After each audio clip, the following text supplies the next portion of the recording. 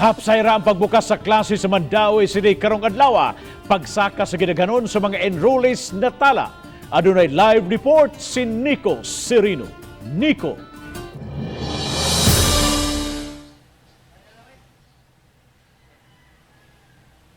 Yes, Bob, paghulagway sa DepEd Mandaue, hapsay ra ang pagbukas sa klase nining ikaduhang tuig sa edukasyon ubos sa new normal. Sa Mandaue City Central School, bisan Domingo, giandam kining mga classrooms. Kining kindergarten teacher nagpatabang sa mga ginikanan sa iya makabataan kung kinsa ang mo-volunteer. Sa miaging tuig ang eskwelahan, gihimong COVID isolation facility ug kini ang unang higayon nga magamit ang classrooms ubos sa new normal. Kani kay nag-transfer man mi og room unya andam mo nun tanan. Nga nagpapintal tanan ay mga parent ni nako sila. Nang tapra sa kog parent. Chata namin ni ma'am nga walay say katabang ring kuan panglimpyo. Ay ni ari ko ning kuyog na ako kong anak.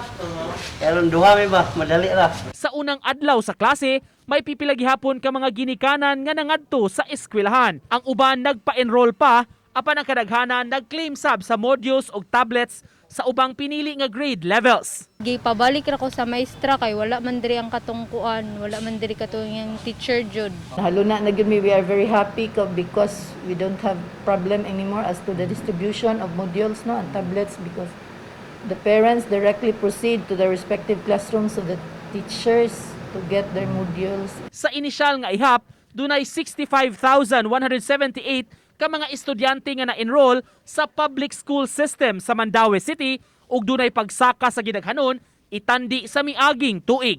Assessment sa atong opening of classes, wala problema, no?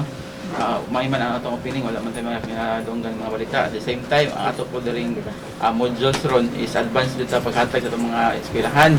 So we are still in week 1 but our modules are already in week 4. Samtang pinaspasaysap ang reproduction sa mga learning modules sa buhatan sa DepEd.